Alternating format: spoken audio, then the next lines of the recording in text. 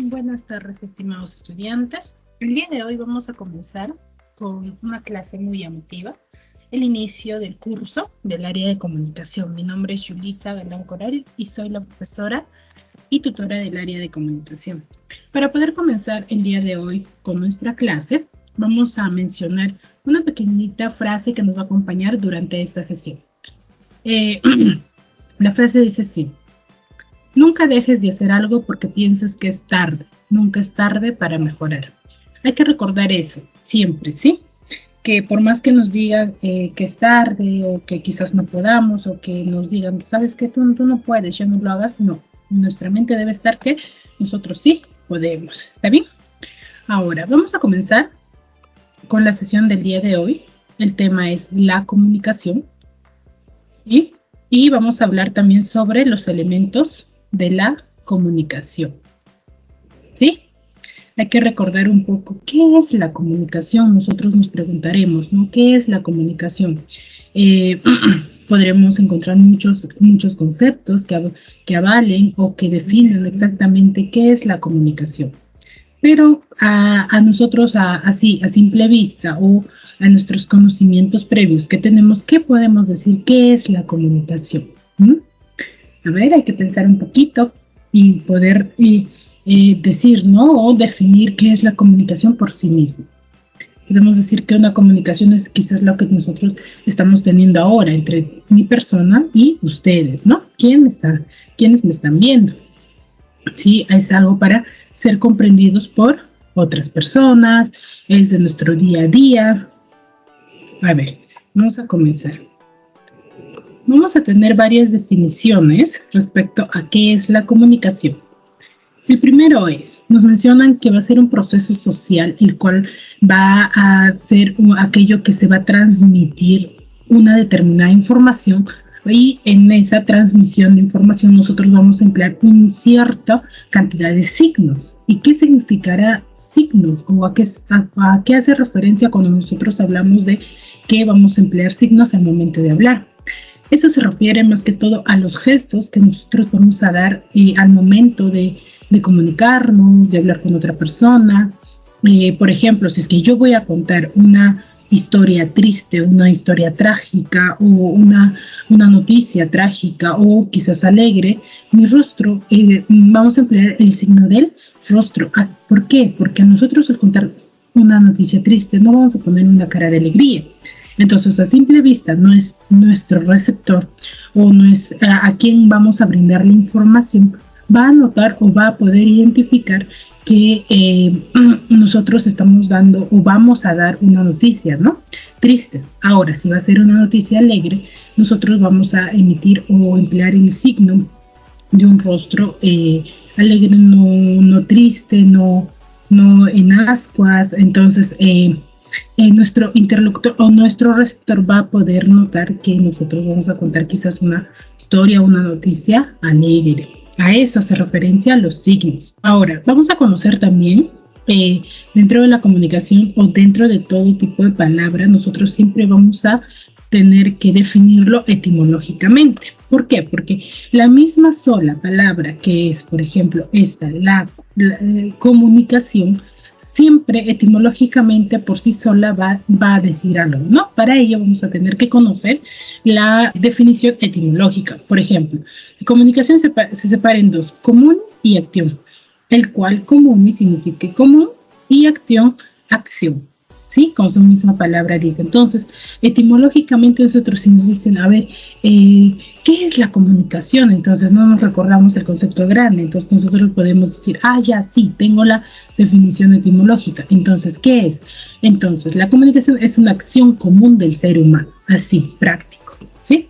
Ahora, también mencionamos a un autor, Carreter, quien nos va a mencionar o nos va a decir que la comunicación va a consistir en un acto mediante el cual el individuo va a establecer con otro un contacto. ¿Qué quiere decir eso? No, por ejemplo, que vas a quizás tocar a la persona, no, sino un contacto de habla, que le va a permitir transmitir una dicha o una información, ¿sí? Eso es lo que nos dice Carreter. Hace semejanza a lo que ya habíamos estado hablando, ¿sí? ese es el concepto general, ¿no? De qué es la comunicación, vamos a también conocer los elementos de la comunicación. ¿Qué quiere decir eso? Que nosotros, por ejemplo, al entablar una comunicación con otra persona, si sean de dos, vamos a encontrar ciertos aspectos, ¿sí? Por ejemplo, ¿no? Ustedes, a ver, ¿qué elementos conocen de la comunicación? Si qué elementos soy yo dentro de la comunicación o qué función estoy cumpliendo en esta oportunidad hacia usted y ustedes, qué función están cumpliendo o cómo se les conoce a ustedes, a quien recibe la información y cómo se le conoce a quien está emitiendo la información y por qué medio lo está desarrollando, también cómo se le llama, también los diversos ruidos, cómo se le conoce, disculpen. Entonces, eso vamos a conocer en esta oportunidad, ¿sí? Por ejemplo, vamos a comenzar con el primer elemento, que es el emisor. ¿Quién será el emisor para nosotros? ¿Ustedes qué dicen? ¿Quién es el emisor ahora? A ver, ¿ustedes quién creen que es el emisor? ¿Qué función cumple el emisor? ¿Sí? Exacto. Correcto. El emisor va a ser la persona quien va a crear y va a emitir el mensaje mediante la codificación. ¿Y qué se refiere la codificación? La codificación va a ser el armado de la información o del mensaje que nosotros vamos a emitir, ¿no? Como emisores. Por ejemplo, yo para poder organizar o elaborar esta sesión he tenido que organizar cierta información y el orden. Entonces, ¿qué he hecho? He codificado la información, ¿sí? ¿Para qué? Para poder emitirlo, ¿sí? A eso refiere la codificación. Ahora, si yo les pregunto entonces, ¿qué funciona entonces si yo emito el mensaje? Esto es cómo se les conoce. A ver, ¿cómo se les conoce? Exacto, ustedes serían los receptores. Ajá, exacto. ¿Y qué función cumplen los receptores? Los receptores va a ser ustedes quien van a recibir la información que yo les estoy brindando y van a decodificar información para comprenderlo. ¿Se dieron cuenta que es lo contrario? Si yo organizo y elaboro la información y ustedes lo decodifican, ¿qué es? Pues es como si van a buscar un ambiente adecuado, van a tratar de tratar de comprender el mensaje que yo les estoy de distintas maneras. Van a empezar a deslindar, ¿no? Quizás van a copiar en una hoja, entonces van a tratar de comprender lo que yo les estoy brindando, la información que yo les estoy brindando. Entonces a eso se le conoce como la decodificación. Y luego tenemos el mensaje, ¿cuál? El que yo les estoy brindando, ¿no? El tema, por ejemplo, ¿cuál es el mensaje ahorita? La clase de la comunicación y los elementos de la comunicación. Ese es el mensaje que yo les estoy brindando, ¿sí? Y acá bien claro, su definición nos dice que el mensaje es la información concreta que el emisor comunica al receptor. Sí, ¿verdad? Les decía. Entonces, ahorita, en esta oportunidad, el mensaje sería el tema que nosotros estamos hablando, ¿no? Sobre la comunicación y los elementos de la comunicación. Entonces, ese sería el mensaje. Ahora, nosotros al momento de comunicarnos o al momento de entablar una comunicación, vamos a emplear una cierta cantidad de códigos. ¿Y qué será el código para nosotros? ¿O a qué hace referencia el código? El código sería el sistema de signos que tanto ustedes como yo vamos a tener que emplear. ¿Para qué? Para que la información, el mensaje que yo les estoy brindando sea comprendido. ¿A qué hace referencia eso? Que nosotros debemos quizás hablar la misma lengua. ¿Por qué? Ese es el código. Nuestra lengua castellana es el código que nosotros ahorita estamos empleando. ¿Por qué? Porque si es que, por ejemplo, yo hablo español y supongamos, ¿no? Que quizás tengamos estudiantes que solamente son quechuahablantes o que hablen otro idioma, por ejemplo, un caso hipotético, ¿no? Que un estudiante hable solamente inglés y no comprenda absolutamente nada del español, entonces no va a haber un mensaje o no va a haber una comunicación coherente y exacta. ¿Por qué? Porque si es que yo estoy hablando en español y la otra persona habla otro idioma y no sabe nada de la lengua que yo estoy hablando, entonces no me va a comprender y no, el mensaje que yo estoy brindando no va a llegar o no va a cumplir el objetivo planeado. Entonces ese es el código. Nosotros, tanto el emisor como el receptor, debe emplear el mismo código. ¿Para qué? Para que me pueda comprender y entender. Y acá bien claro nos dice, ¿no? Es el sistema de signos convencionales que utilizan en común el emisor como el receptor, ¿sí? Entonces, ahora tenemos otra también que es el canal. ¿Qué será el canal, profesora? Quizás será un medio de comunicación o a qué se refiere. Entonces, el canal es el medio físico a través del cual va a circular la información o va a circular el mensaje que yo les estoy brindando. ¿Sí? Por su naturaleza vamos a tener dos tipos de canal, natural y técnico. Vamos a conocer los dos tipos de canales. ¿Para qué? Para que nosotros tengamos claro qué es el canal. Como un tipo de canal que es técnico, va a ser aquello que va a ser creado por el hombre. ¿Qué quiere decir eso? Por ejemplo, el papel, el libro, el teléfono, las videollamadas. Por ejemplo, si ahorita nosotros estamos teniendo un tipo de comunicación a través de que quizás nos están viendo a través de un celular, de una laptop, una computadora, entonces ese es un tipo de canal. ¿Cuál sería el canal? Por ejemplo, si es que yo llamo a una amiga y le digo, uy, bueno, me pongo a conversar, entonces ¿cuál sería el canal por ese medio? Si es que yo estoy llamándola, sería el teléfono. Estamos entablando la comunicación a través del teléfono, entonces sería el canal. Ahora, ¿a qué hará referencia con un canal natural? Si nosotros hablamos del tipo de canal natural, va a ser cuando existe de manera natural, como su mismo nombre dice, ¿no? Por ejemplo, el aire o las ondas sonoras, el cual nosotros, por ejemplo, si es que yo tengo acá al costado, o quizás voy a estar en una reunión y están a mi frente las personas, mi mensaje va a ser transmitido a través de las ondas sonoras, el cual es el aire, ¿cierto? Entonces, ese es un tipo de canal también. Entonces hay que tener en cuenta y recordar siempre el tipo de canal para poder identificarlos.